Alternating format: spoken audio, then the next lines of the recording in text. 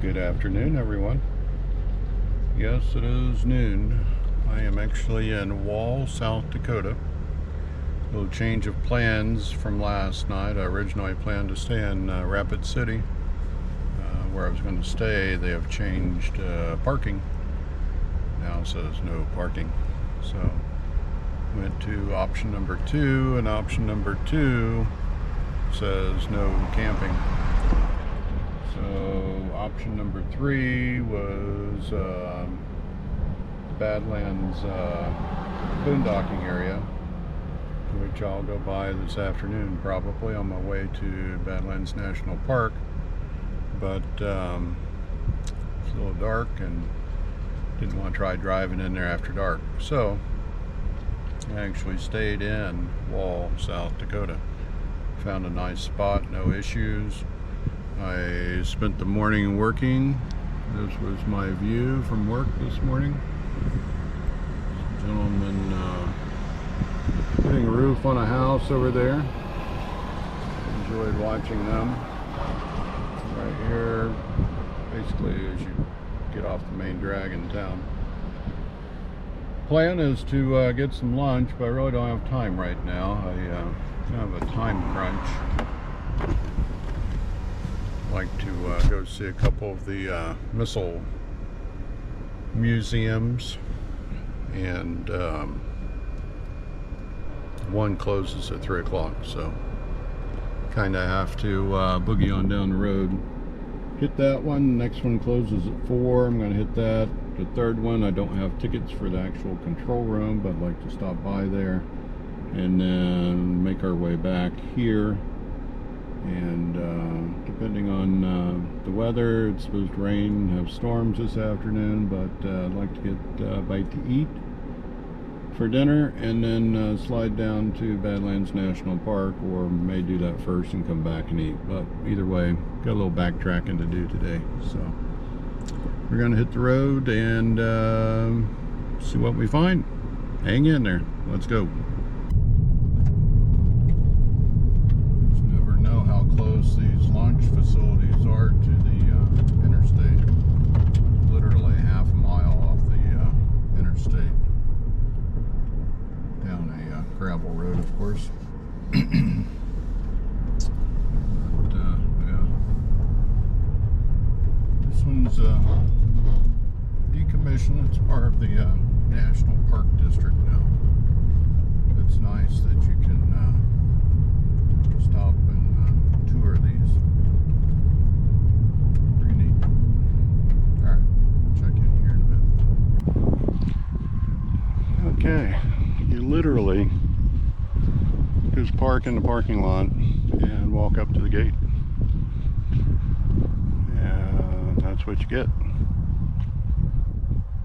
There's some information. Parking lot we'll check out on the way back. But yeah, just walk up, walk through the gate, walk on in.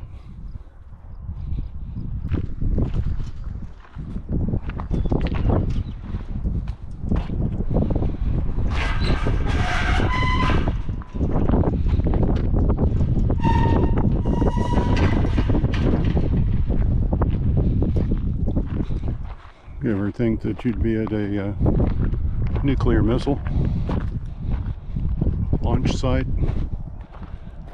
I-90 is literally right there. I don't know if you can see the traffic or not, but yeah, not even half mile off the highway. So of course they still have surveillance here, but yeah, go over and look in, check it out.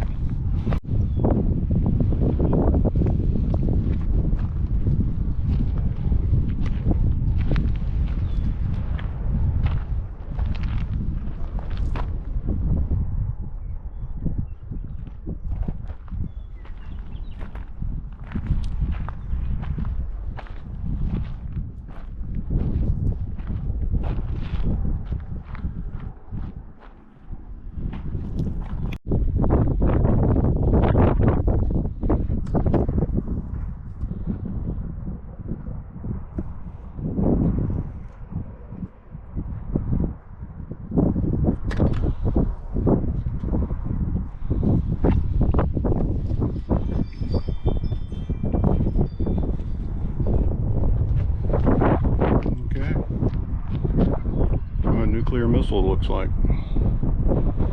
Right next to the highway.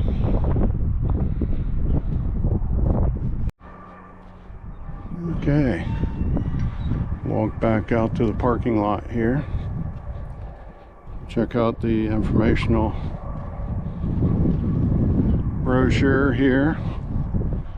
Look like there is an audio tour that you can call a phone number and listen to a tour audio message for the site. There's no park staff here, even though it's National Park Service, so there's no way to pay, or there's no fee for it, at least.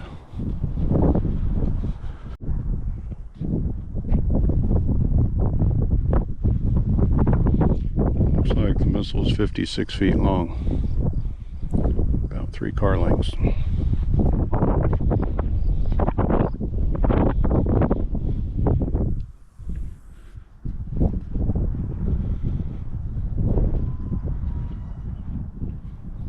And these were active up through the Cold War era, so we're talking 80s, early 90s. And I read somewhere there was well over 1,000, and now there's just a few hundred left in service. Of course, you can't go see the ones that are in service, but they're all sprinkled throughout the area here.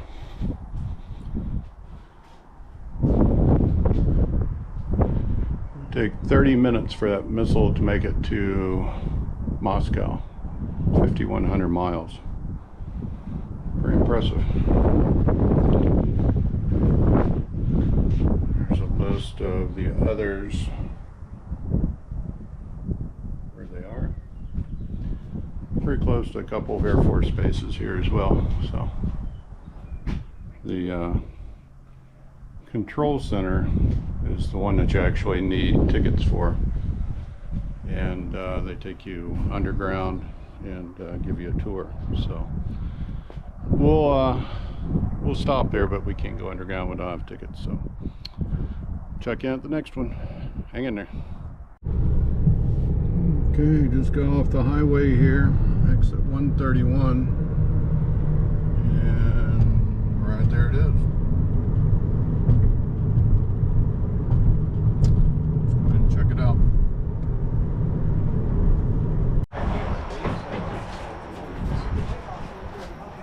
I'm sure some of us will remember this back in the 40s and 50s.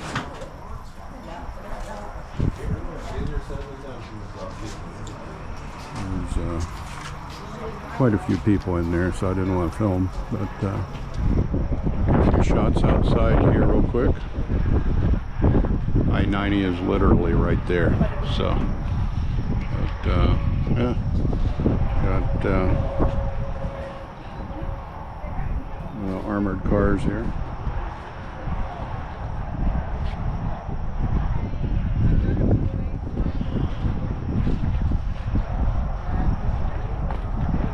Actually, I think the city of Dayton had one very similar to this back in the 80s, probably a decommissioned armored car. Yeah. Pretty cool. Okay.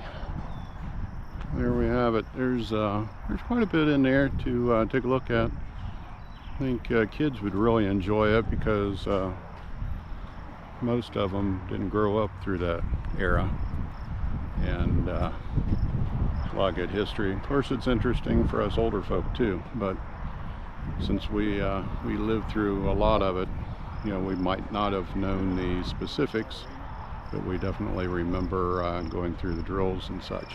So anyway, let's head on down to the control room facility. Spoke with the staff in there. They said that the tickets are sold out through September right now, so it's one of those places where kind of like a concert, you gotta be quick on the trigger to get the tickets. So sold out 3 months in advance. That's pretty impressive, to say the least. So, all right, walk back to the car here and on down the road. Okay, I forgot to mention at the visitor center there is no charge for admission there, and you don't need a national park pass or anything. You can just walk in. There's a movie that plays. You can also watch, I believe, the same or a similar one online of the control room if you don't want to buy the tickets for the control room. But that's at exit 131. We're going to backtrack now, go back to exit 127, and drive by and get a couple of pictures. Like I said, tickets are sold out at least 3 months in advance, so you got to be quick on the trigger to get you some tickets. I have no clue how much those are, but it would definitely be worth it if you're going to pass through the area here, because all of these sites are literally within not even a half mile of the highway here.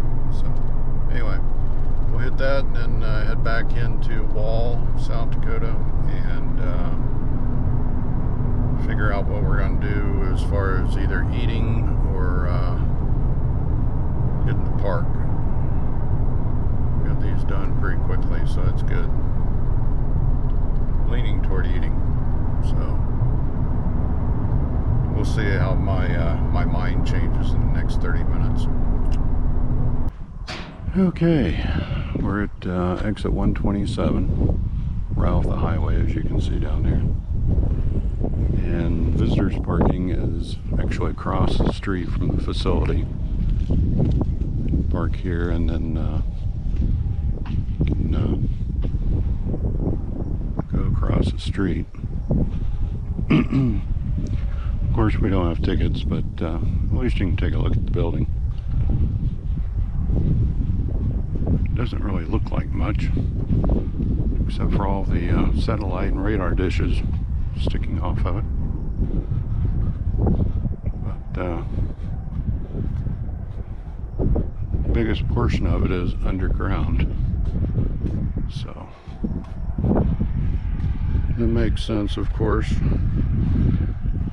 Actually, the top side kind of looks like a fortified ranch, if you will, with the razor wire and the horses and people on quads driving around checking things out. So anyway, that is what the top of the facility looks like. And like I said earlier, I think they come available every 90 days. You can check online for tickets, but yeah, I'll put that on my list of things to do. But I think it takes a couple hours to go through the whole thing. Yeah, it'd be pretty cool. All right, we'll check back in here when we get back in Wall. Okay, change of plans again. I know you love it, don't you? Decided just to stop and get a quick snack and head into the park since they close at 5 o'clock. Get in there, be able to take my time, and then come out and enjoy a nice dinner at Wall. So it's a quick, about 6-mile drive straight out of Wall, south. It's $25 per car entry fee, or if you have the National Park Pass. Good. So, should be there in about 7 minutes. Okay, there's a line of people here to do the photo op, so I won't stand in line too long. But we are here. Let's go ahead and do it. Okay, we are in Badlands National Park. For those of you that share a National Park Pass, they do require photo ID for the owner of the card. So it might work at some other parks, but it's not going to work here. So just FYI, if anyone would ever share their National Park Pass with anyone, going to have to be here with them on this one. So anyway, see if I can squeeze into a parking spot here for a brief photo op. Pretty cool picture here. So see if I can find a quick spot to just pull over, and we'll do it.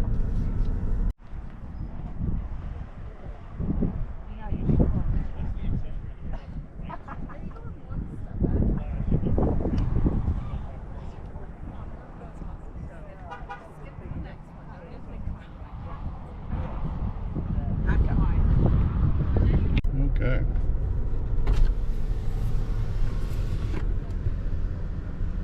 Give you a quick over the cliff look.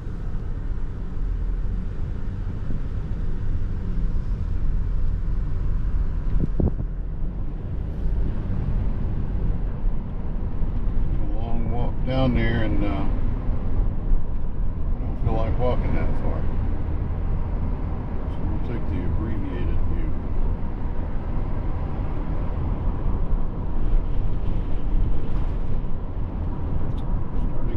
Up here quite a bit too, all this rock, to 82 degrees.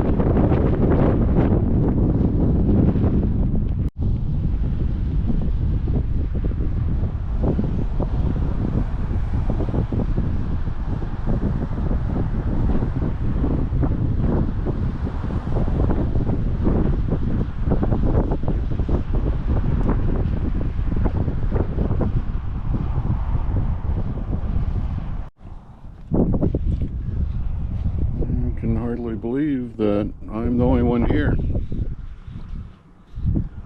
Just as I say that, somebody else shows up. But still, where else can you come and hang out on a park bench on a cliff in the middle, well, not middle, but the western part of South Dakota, and have a view like this?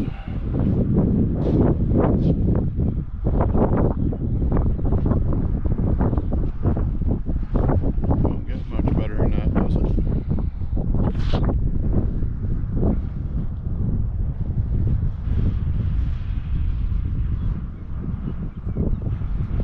Pretty awesome view.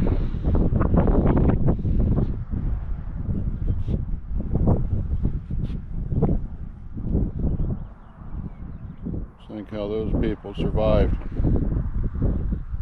My goodness. Very impressive.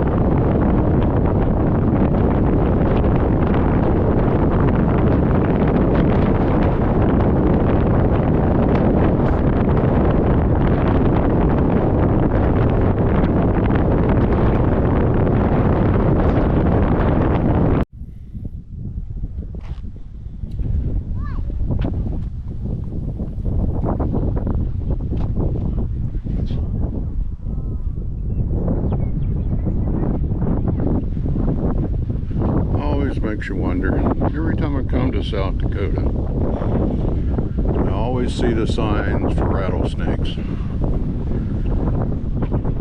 I've never seen one. Now you go to Florida, you don't see signs for anything, hardly.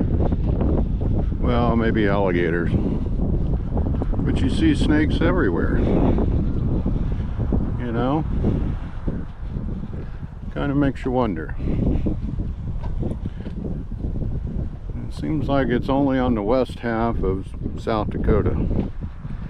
You go across the river down there. I can't remember the name of the river off the top of my head, but seems like the town starts with an M. I know it's up on a peak and there's a rest area there, but we'll go past there later today. But on the east side of that, you don't seem to have an issue with anything. I just wonder what the deal is. Why it's only on the west half of South Dakota. But anyway, thought I'd walk out here so we can have a moment to ourselves. Well, I don't know how much of that got recorded. It changed battery. But anyway, walk out here so we can have a moment to ourselves. Enjoy the scenery.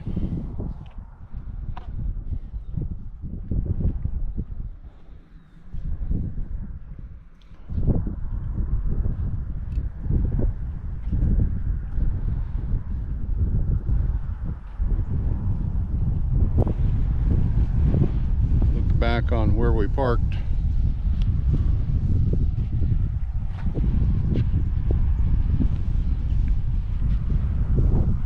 never know, there's a tornado right dead ahead. I don't know if you can see that or not, but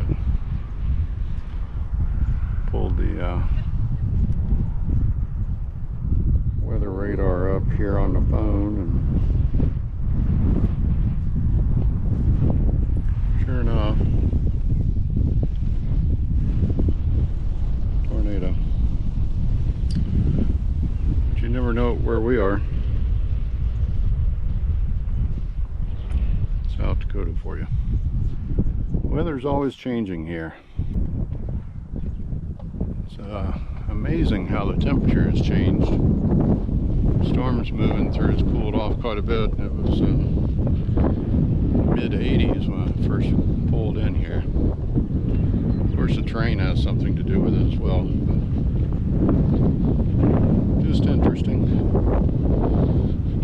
All right, I'll get back to the car here and head on to the next one.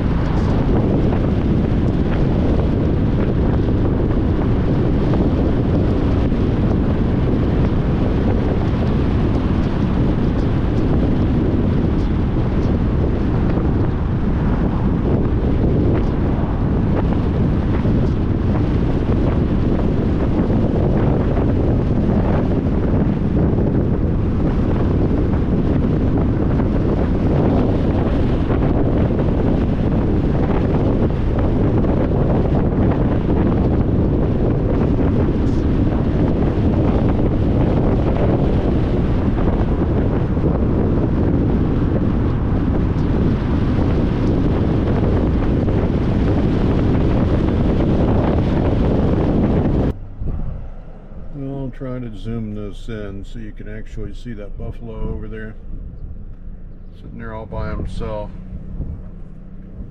Just came out of the park. It's about 19 miles end to end, and it'll take you a little bit because there's several stops to make in there, but well worth it. I'm back here to Wall and get some dinner. Get some storms moving in, so check them out here in a bit. A quick little tour of Wall, South Dakota. Can't come to Wall and not at least drive by Wall Drug. Wall Drug is a kind of a all-stop shop. It's kind of like a casino. You can get in with no problem. Trying to find your way back out is a different story.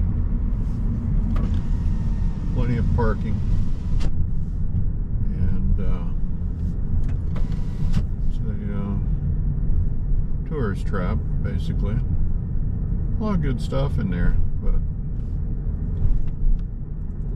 once you get in, every time I go in, I always come out down the block somewhere. So,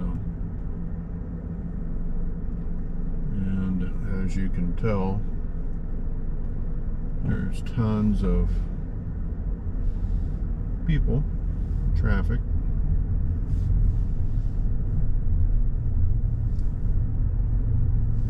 So here it is on the right.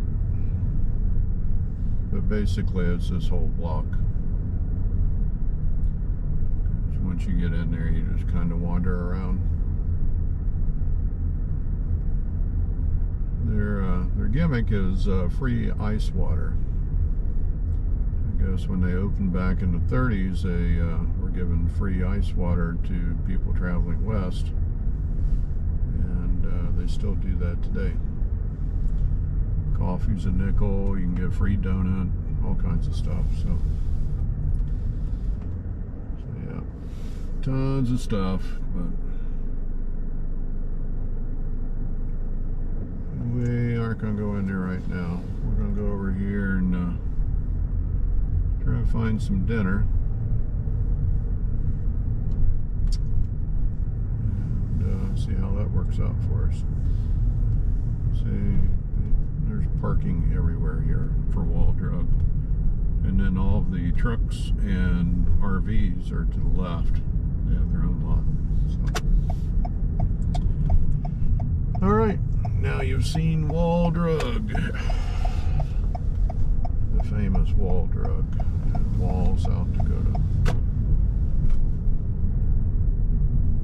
All right, get back with you here after dinner. Okay, I just left Red Rock Restaurant across the street there. Nice little family restaurant in Wall, South Dakota. Good food, salad bar, steak, potato, drink, all like 24 bucks. And right next door to that, you have a very big jackalope.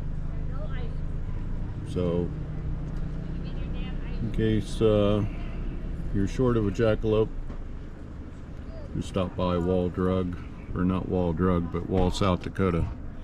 You can go to Wall Drug too if you want. But yeah. So anyway, get your jackalope and steak dinner at Red Rock. All right, going back out here and get on the road before the rain gets here. Try to beat it at least. The only thing I thought was weird, they said they didn't have any dessert in there, but it's all good. All right, catch you in a bit. And as we drive by, the little food truck there, Wake and Bacon, is supposed to be very good for breakfast. Of course, they're closed now, but right at the corner of 6th and Glen, which is literally straight off the highway, about 3-4 blocks down. So, all right, just thought I'd throw it on 90 here and head eastbound and see how far we get tonight. Here we go.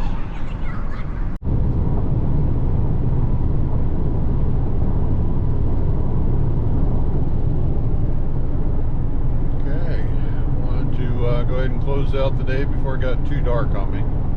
It's almost 9 p.m. so we're still eastbound on 90, and I'm going to try to make it to Omaha, Nebraska tonight. I don't know, that might be a very high goal, but we'll see. It's about 5 more hours. That would put me in there about 1 o'clock, 2 o'clock in the morning, somewhere in that ballpark. But tomorrow is the 4th of July, so I'm off work tomorrow, and tomorrow will be a driving day, and probably put me back home tomorrow night. So if I make it to Omaha, Nebraska tonight, leave about a 10-hour drive for tomorrow, and no big deal. So put me in tomorrow night, and gonna close out this series. It's been fun, but as you know, everything has to come to an end sometime. But I'll have other videos posted, probably not every day though, but should have one more day tomorrow, driving day basically. But yeah, so that'll put me just over 30 some odd days on this trip.